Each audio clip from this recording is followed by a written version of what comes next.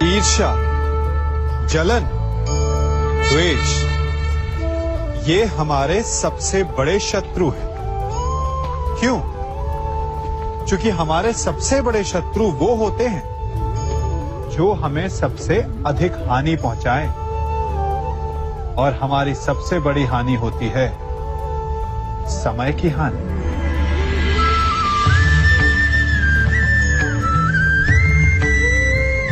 सबके पास जीवित रहने का एक सीमित समय होता है। कोई भी सदा अमर नहीं रहता। जलन और द्वेष के कारण हम जो समय अपने विकास और प्रगति में लगा सकते थे, वो समय हम उसके विषय में सोचने में लगा देते हैं, जिससे हमें ईर्ष्या है। जलन की अग्नि शत्रु से अधिक स्वयं को जलाती है, तो अपने जीवन को धुआं बना देना क्या उचित है? किसी की प्रगति को देखकर अपने मन में ईर्ष्या और जलन लाने से उचित क्या ये नहीं होगा कि हमारे कारण किसी के होठों पर मुस्कुराहट आए? एक बार अपने मन से जलन को निकाल के तो देखिए, अपने आप को बहुत ऊंचा पाएंगे और समझ में आएगा कि इस ईर्ष्या के कारण हमने क्या क्या खो दिया है।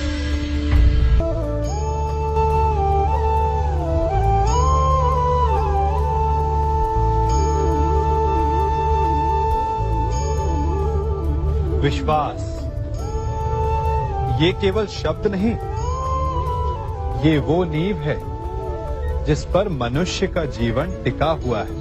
किंतु आज या तो हम किसी पर अविश्वास करते हैं या फिर किसी पर अंधविश्वास। दोनों ही परिस्थितियां घातक होती हैं, क्योंकि जहां अविश्वास हमारे मन में भय और असुरक्षा को जन्म देता है, वहीं अंधविश्वास आक्रोश को। तो प्रश्न ये उठता है कि विश्वास की परिभाषा क्या है? विश्वास की परिभाषा जाननी है तो अपने मन से पूछिए। पहले स्वयं पर विश्वास कीजिए कि आप इस संसार के सबसे महत्वपूर्ण व्यक्ति हैं, और ये विश्वास आपको अपनी शक्ति का ज्ञान करवाएगा, और शक्ति अपने उत्तरदायित्व का, और फिर अपने आप लक्ष्य मिल जाएगा, मार्ग मिल जाएगा। गर्व, अभिमान और अहंकार, ये तीनों सुनने में एक जैसे लगते हैं, परंतु तीनों का अर्थ भिन्न होता है और परिणाम भी। तीनों का आरंभ प्रेम से होता है। स्वयं से प्रेम, परिश्रम हमारे मन में गर्व को जन्म देता है, और सफलता अभिमान जगाती है। यहां तक ठीक है, परंतु जब ये भावना अहंकार बन जाती है, तब वो समस्या बन जाती है, क्योंकि सबसे बुरा अंत अहंकारी का ही होता है। परंतु मनुष्य के लिए पहेली यही है कि पहचाना कैसे जाए कि अहंकार जग गया है और उसका दमन आवश्यक है। इसका उत्तर मैं नहीं, आपका मन देगा। जब तक आप स्वयं से प्रसन्न हैं, जब तक आप सबसे ऊंचा उठने का प्रयास कर रहे हैं, तब तक ठीक है। परंतु जब आपके मन में दूसरों को नीचा समझने का भाव आ जाए, तो सावधान हो जाइए, क्योंकि यही अहंकार है। जो वास्तव में आपको हीन कर रहा है।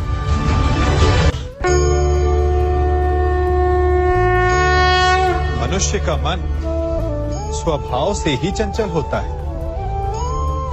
अब बालकों को देखो, माता पिता कहेंगे कि नदी के पास मत जाना, वन में मत खेलना, तो अवश्य वो वही करेंगे जिसके लिए उन्हें मना किया गया। बंधन को तोड़ने का जो रोमांच है वो मनुष्य के मन को सदा ललचाता है, परंतु बंधन और मर्यादा में बड़ा अंतर है। कभी कभी बंधन तोड़ना उचित होता है, परंतु मर्यादा तोड़ना नहीं, चाहे वो प्रेम की हो, शत्रुता की हो या फिर अतिथि की। फिर ये प्रश्न उठता है कि मर्यादा है क्या?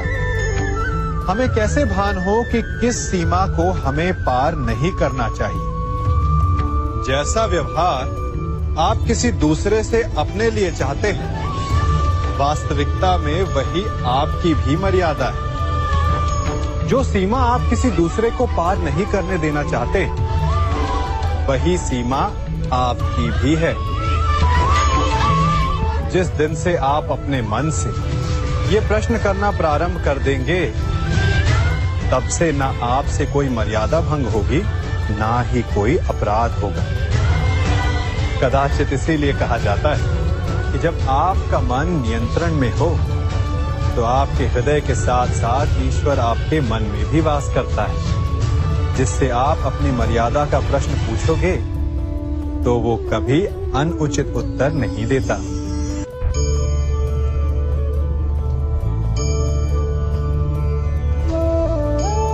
मनुष्य एक जीव होते हुए भी शेष जीवों से भिन्न है। क्यों? कारण मनुष्य जीवन समाप्त होने के पश्चात भी जीना चाहता है, और इसका केवल एक ही मार्ग है, सम्मान। जो मनुष्य के मृत्यु के पश्चात भी जीवित रहता है, उस सम्मान को पाने के लिए मनुष्य वर्षों प्रयास और परिश्रम करता है।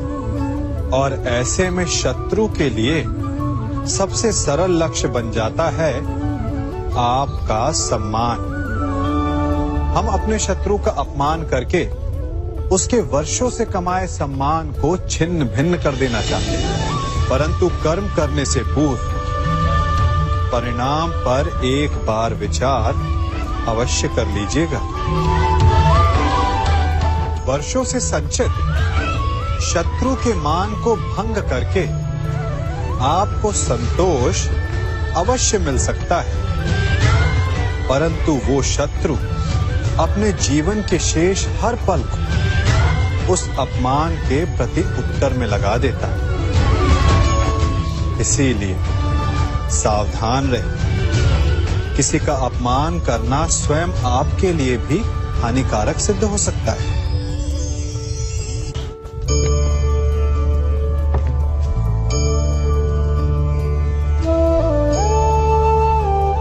क्या कर रहा हूं मैं? इस अग्नि को शांत करने का प्रयत्न कर रहा हूं मैं। परंतु एक अग्नि दूसरी अग्नि को कभी शांत नहीं कर सकती।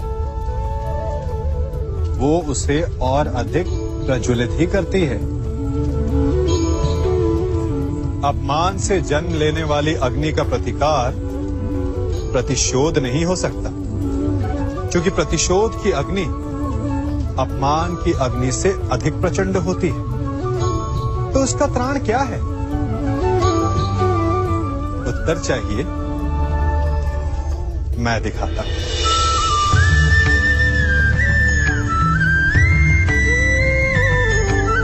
ये लकड़ी है शांति की, ठंडी, गीली।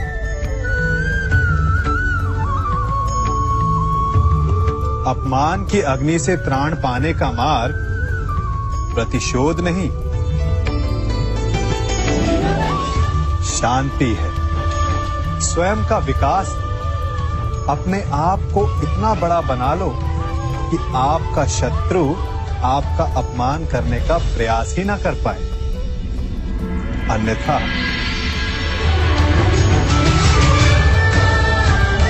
यदि आप प्रतिशोध चाहते हैं, शत्रु भस्म चाहते हैं, तो स्वयं को भी जलना होगा।